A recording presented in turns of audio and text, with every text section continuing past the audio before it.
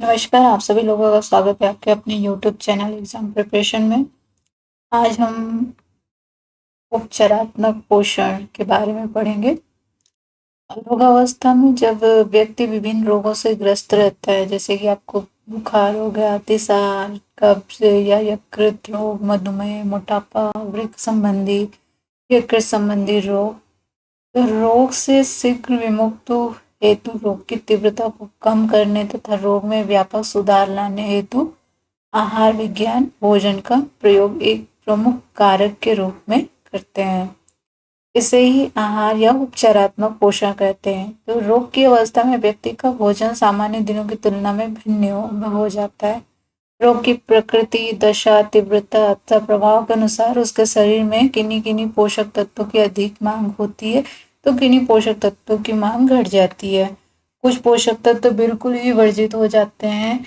यदि वर्जित भोज्य पदार्थों को ग्रहण कर लिया जाता है तो रोग की तीव्रता बढ़ जाती है, जैसे कि हेपेटिक कोमा में नमक, हृदय रोग में घी, तेल और कब्ज में मैदा, अतिसार में रेसे युक्त भोजन वर्जित होते हैं। और रोगावस्था में चयापचय की क्रिया में भी परिवर्तन आ जाता है। मधुमेह रोग में चयापचय क्रिया सही ढंग से नहीं हो पाती। बुखार की स्थिति में चयापचय की क्रिया दर बहुत अधिक बढ़ जाती है। गुर्दे की बीमारी में नमक का निष्कासन नहीं हो पाता तथा ऊतकों में नमक संग्रहित होने लगता है। और यकृत की बीमारी में धमनियों में वसा एवं कोलेस्ट्रॉल का जमा होने लगता है। गठिया की बीमारी में यूरिक अम्ल का अधिक उत्पादन होने लगता है। पीलिया में यकृत द्वारा विषाक्त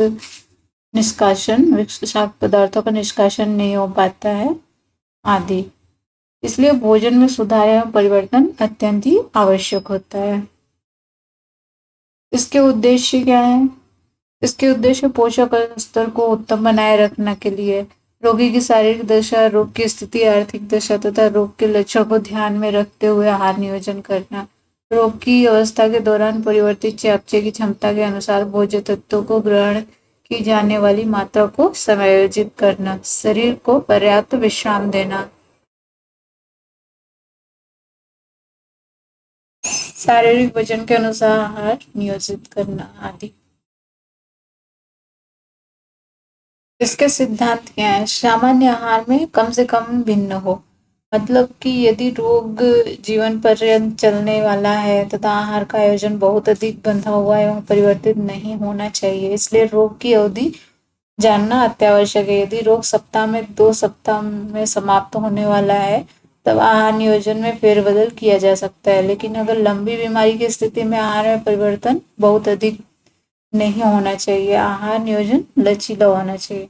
रोग की आर्थिक स्थिति, रुचि, रोगी की आर्थिक स्थिति, रुचि, खाने की आदतों, धार्मिक मान्यताओं और भोजन संबंधी पसंद को ध्यान में रखना। यदि परिवर्तन आहार रोगी के पसंद के अनुरूप नहीं होता है तब वो उसे देखते ही मुंह फेर लेता है। यदि उसे जबरदस्ती खिलाया भी जाता है तो वो उसे पचा नहीं पाता है।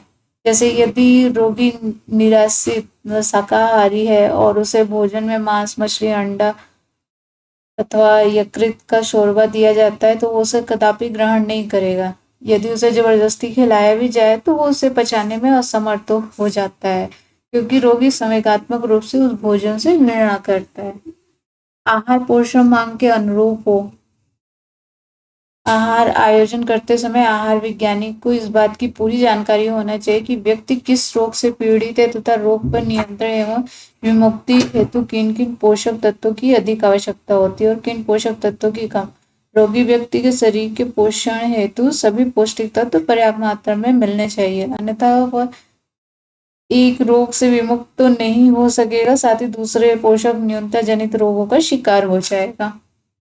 रोगी को पोषण आहार के संबंध में जानकारी देना। रोग की स्थिति में भोजन के प्रति अरुचि और घृणा होना आम बात है।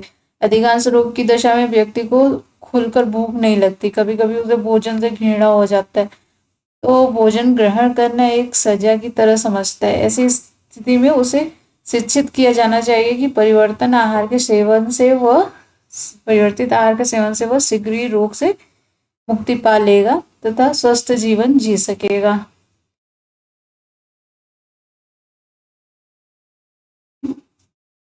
अब जो आहार होते हैं उनमें किस चीज़ की अधिकता होनी चाहिए, किस चीज़ की कमी होनी चाहिए, किस रोग में कैसे भोजन की आवश्यकता होती है, उसके बारे में पढ़ेंगे।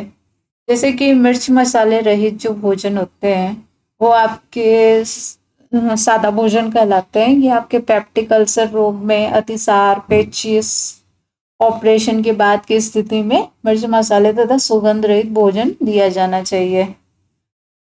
और उच्च कैलोरी युक्त भोजन जैसे कि अल्पाहार में प्रोटीन, ऊर्जा, कुपोषण आदि की स्थिति में उच्च कैलोरी युक्त आहार दिया जाता है। संक्रमण के कारण जो थायराइड ग्रंथियों की सक्रियता, जन्य रोग, यकृत की बीमारी आदि की स्थिति में भी उच्च कैलोरी युक्त आहार दिया जाता है।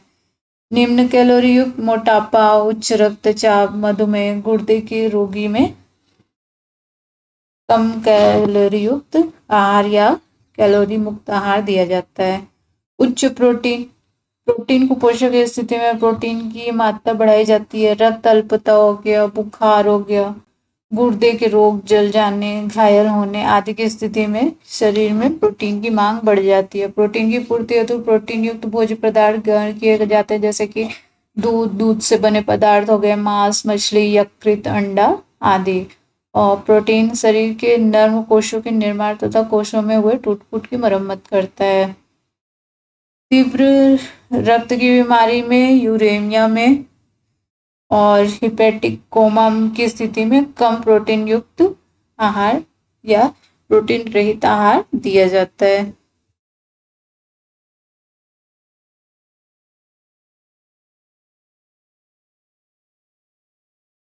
उच्च वसा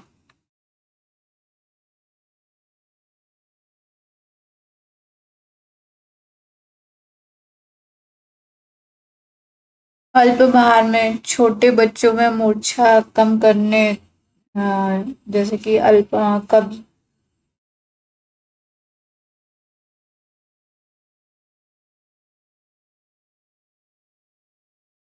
अल्पाहार है।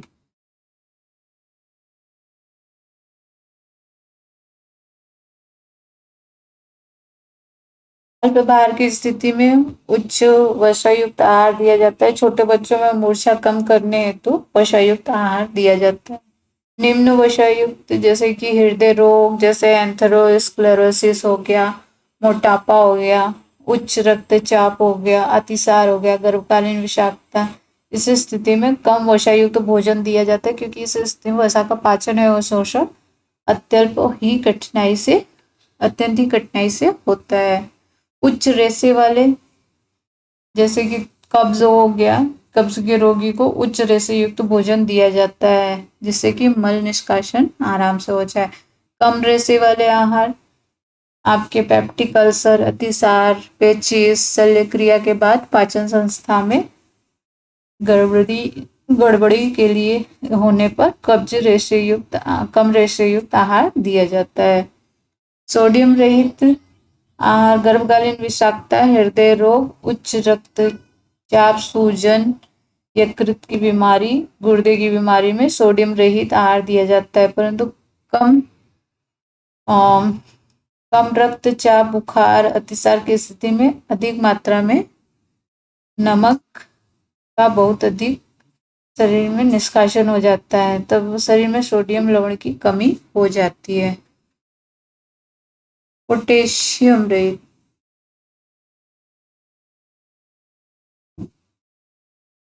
पोटेशियम रहित जैसे कि आपका हो गया मूत्र कम बनने अथवा बिल्कुल ही नहीं बन पाने की स्थिति में रोगी को पोटेशियम रहित आहार दिया जाता है। पोटेशियम की उपस्थिति से मूत्र बनना प्रारंभ हो जाता है। उच्च कैल्शियम फास्फोरस युक्त आपका रिकेट हो गया, गर्भावस्था, ऑस्टोमेलेसिया, ऑस्टोपोरोसिस आदि की कुपोषण की स्थिति में उच्च कैल्शियम तथा फास्फोरस युक्त आहार दिया जाता है। आहार में अधिक मात्रा में दूध, पनीर, अंडा, दूध से बने भोज्य पदार्थ दिए जाने चाहिए। कम कैल्शियम व फास्फोरस युक्त गुर्दे में पथरी होने पर कैल्शियम तथा फास्फोरस युक्त आहार की आवश्यकता होती है, अतः कम मात्रा में दूध, हरे सब्जियां, अनाज, फल एवं वसा का सेवन किया जाना चाहिए। कम प्यूरिन कम प्यूरिन युक्त आहार आपकी गठिया की स्थिति में कम प्यूरिन आहार युक्त आहार जैसे कि दूध, अनाज, आलू, मांस आदि। गैलेक्टोज रहित आहार। गैलेक्टोसीमिया रोग की स्थिति में कम गैलेक्टोज युक्त आहार का सेवन किया जाता है। ये रोग अक्सर बच्चों में और बालकों में होता है। इस स्थिति में दूध से बने वस्तुओं को छोड़कर से सभी भोजन दिए जा सकते हैं। अधिक कार्बोज आपका अल्प भार में शल्य क्रिया के बाद यकृत रोग, गुर्दे के रोग, बुखार आदि की स्थिति में अधिक कार्बोज युक्त आहार ग्रहण किए जाते हैं। कम कार्बोज मोटापा हो गया, यकृत रोग हो गया, मधुमेह, उच्च रक्तचाप आदि के रोग की स्थिति में कम कार्बोज युक्त आहार दिए जाते हैं। अब रोगी को भोजन खिलाने की कुछ विधियां हैं। आपके उसमें अंतःशिराओं द्वारा दिया जाता है भोजन। आमाशय में प्रत्यक्ष रूप से नली डालकर आहार दिया जाता है और छोटी आंत के मध्य भाग जेजुनम में नली डालकर आहार पहुंचाया जाता है। तो पहला है अंतःशिराओं द्वारा भोजन देना। अंतःशिराओं द्वारा जो भोजन पहुंचाए जाते हैं उनका मुख्य उद्देश्य है ऊर्जा प्रदान करने हेतु, क्योंकि रोगी को जीवित रहने के लिए आधारित चयापचय क्रियाओं को संपन्न करने के लिए ऊर्जा की आवश्यकता होती है, इसलिए ऊर्जा पहुंचाना। और निर्जलीकरण रोकने हेतु अतिचार, हैजा आदि की स्थिति में शरीर में अधिक मात्रा में जल, सोडियम, पोटेशियम निकल जाता है, अतः पुनः जलीकरण हेतु इंजेक्शन के माध्यम से जल, सोडियम, पोटेशियम एवं इलेक्ट्रोलाइट पहुंचाए जाते हैं। निम्न रोगों में अंतःशिराओं द्वारा भोजन पहुंचाया जाता है, जैसे कि अमाशय हो गए, आंत के किसी भाग में शल्य क्रिया होने पे, अमाशय आंत में जलन होने पे, मुंह, फेरिक्स तथा ग्रास नली में कैंसर होने पे, यकृत के फेल हो जाने पे, डायबिटिक कोमा की स्थिति में, तीव्र यूरेनिमा की स्थिति, मस्तिष्क में गंभीर चोट लगने व बेहोशी की दशा में, गंभीर दुर्घटना होने पे अंतःशिराओं द्वारा भोजन दिया जाता है। तो अंतःशिराओं द्वारा पोषक तत्व कौन कौन से पहुंचाए जाते हैं, जैसे कि जल में इलेक्ट्रोलाइट पहुंचाए जाते हैं। यह वयस्क व्यक्ति को प्रतिदिन 1.5 लीटर जल की आवश्यकता होती है, तो निर्जलीकरण से बचाव हेतु जल के साथ आवश्यक मात्रा में इलेक्ट्रोलाइट भी पहुंचाई जाती है। मध्यम निर्जलीकरण क्या होता है, मृदु निर्जलीकरण क्या होता है की स्थिति में वयस्क व्यक्ति जिसका वजन की 50 किलो है उसमें 2% तक हानि हुई होती है जल की। मध्यम निर्जलीकरण में 6% जल की हानि होती है। और गंभीर निर्जलीकरण की स्थिति में जब शरीर में 5 से 12% तक जल का निष्कासन हो गया हो तो अंतःशिराओं द्वारा जल की पूर्ति 24 घंटे के भीतर की जाती है। अमीनो अम्ल, अंतःशिराओं द्वारा अमीनो अम्ल भी देना अत्यावश्यक है। बाजार में अमीनो अम्ल के घोल 2 रुपए में मिलते हैं, प्रोटीन हाइड्रोलाइट लाइसेट के रूप में और सिंथेटिक अमीनो अम्ल मिश्रण तथा एल अमीनो अम्ल का मिश्रण के रूप में। कार्बोज एवं अल्कोहल, अंतःस्राव द्वारा मुख्यतः ग्लूकोज, फ्रक्टेज एवं सार्बिटल अल्कोहल सार्बिटल दिया जाता है। अल्कोहल 3% के घोल में 8 ग्राम प्रति घंटा की दर से दी जाती है। इससे अधिक अल्कोहल की मात्रा से शिराओं में रक्त जमने लगता है, क्योंकि अल्कोहल की अधिकता जो विषाक्तता विकसित हो जाती है। सामान्यतः 5% ग्लूकोज का उपयोग किया जाता है। इससे अधिक सांद्र ग्लूकोज से शिराओं में प्रतिकूल प्रभाव पड़ने लगता है। तो फ्रक्टोज ग्लूकोज की अपेक्षा बेहतर है, क्योंकि इससे रक्त का थक्का टूटकर बिखरने के कारण होने वाला रोग नहीं होता है, जबकि ग्लूकोज के सेवन से इस रोग के होने की संभावना बहुत अधिक बढ़ जाती है। इसलिए फ्रक्टोज देना श्रेष्ठ होता है। रोगी को सार्बिटोल 30% सांद्रता वाली दी जाती है। ग्लूकोज एवं सार्बिटोल का चयापचय शरीर में सुगमता से हो जाता है।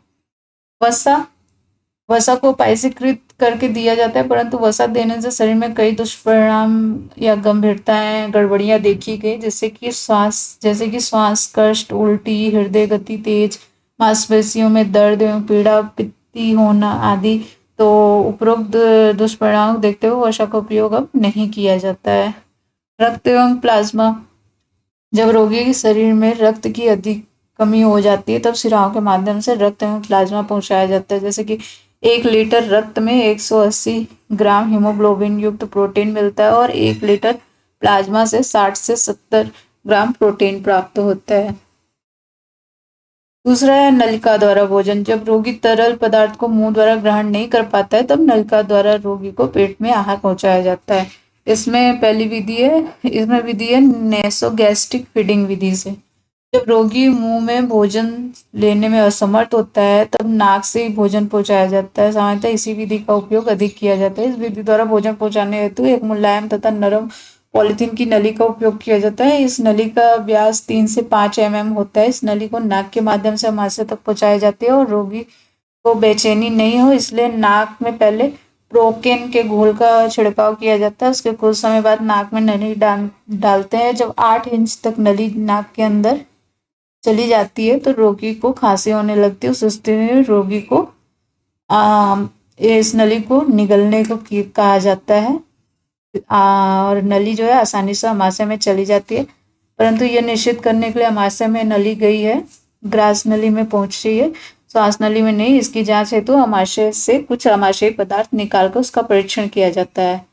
और आवश्यकता होने के आश्वस्त हो जाने के बाद नली आमाशय में पहुंची है, नाक की नली को एक स्टैंड के सहारे से ग्रेविटी ड्रिप से जोड़ते हैं, जिसकी ऊंचाई 2 से 3 फीट होती है तथा एडेसिव टेप से चिपकाकर नली को स्थिर कर दिया जाता है। और रोगी को यदि लंबे समय तक इस विधि द्वारा भोजन देना होता है तो नली को 2-3 दिन में निकालकर अच्छी तरह से सफाई करके विसंक्रमित करके फिर से इसे लगाया जाता है। इसके लाभ है कि रोगी को दैनिक मांग के अनुरूप पौष्टिक तत्व पर्याप्त मात्रा में पहुंचाए जा सकते हैं और कड़वी दवाइयों को भी जिसे रोगी स्वाद के कारण लेना पसंद नहीं करता है पहुंचाया जा सकता है। अधिक मात्रा में तरल पदार्थ पहुंचाए जा सकते हैं। आमाशयी पदार्थों को ट्यूब से निकालकर जांच की जा सकती है।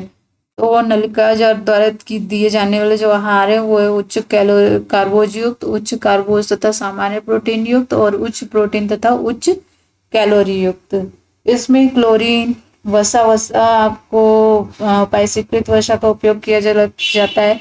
इलेक्ट्रोलाइट रोग की शरीर की मांग के अनुसार sodium chloride, potassium chloride electrolyte दिए जाते हैं।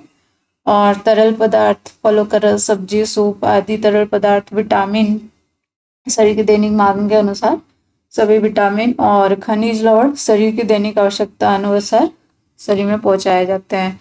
दूसरा है आमाशय में प्रत्यक्ष रूप से नली डालकर। पहला हो गया नेसोगैस्ट्रिक फीडिंग द्वारा, दूसरा आमाशय में प्रत्यक्ष विधि द्वारा नली डालकर। इस विधि में द्वारा भोजन ऑपरेशन के समय पहुंचाया जाता है। छोटी हाथ के मध्य में नली डालकर। जब मुंह, ग्रास नली, आमाशय में भोजन का बिल्कुल ही पाचन नहीं होता अथवा इन अंगों में कैंसर या घाव हो गया है या भयंकर जलन एवं पीड़ा है, तभी इस स्थिति में भोजन छोटी आंत के मध्य में नली डालकर पहुंचाया जाता है। इस दशा में आमाशय से आमाशयी रस नहीं निकलता है, साथ ही आमाशय में भोजन संग्रह करने की क्षमता भी नहीं होती है। तब बहुत ही कम मात्रा में भोजन प्रत्येक आधे घंटे के अंतराल पर दिया जाता है। भोजन के रूप में होमोजिनाइड दूध में ग्लूकोज तथा विटामिन रोगी के शरीर में पहुंचाया जाता है।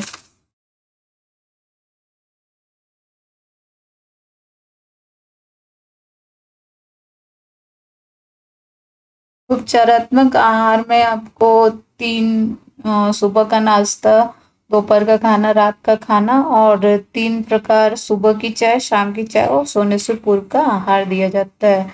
और सामान्य आहार में रूपांतरण मुख्यतः 6 प्रकार से किया जाता है, जैसे कि आहार का स्वरूप एवं रचना में परिवर्तन करके, भोज्य तत्वों की मात्रा में परिकृति करके, आहार में विशिष्ट भोज्य पदार्थों को सम्मिलित करना या वर्जित करना। जैसे गुर्दे की बीमारी में सोडियम नहीं दिया जाता, मधुमेह में शक्कर वर्जित रहता है, पेप्टिक अल्सर में दूध की मात्रा बढ़ा दी जाती है, हृदय रोग में वसा की मात्रा कम कर देना आदि। और रेशेदार भोज्य पदार्थों का नियंत्रण करके आहार से स्वाद गंध को हटाना अथवा विकसित करना, जैसे कि पाचन संस्था में अव्यवस्था, पेप्टिक अल्सर, अतिसार आदि की स्थिति में भोजन का स्वाद एवं सुगंध को हटाया जाता है, जबकि प्रोटीन, कैलोरी, कुपोषण, अल्प भार, रक्त अल्पता की स्थिति में स्वाद एवं सुगंध को विकसित किया जाता है। और 2 भोजन के समयों के बीच में अंतर में परिवर्तन करना।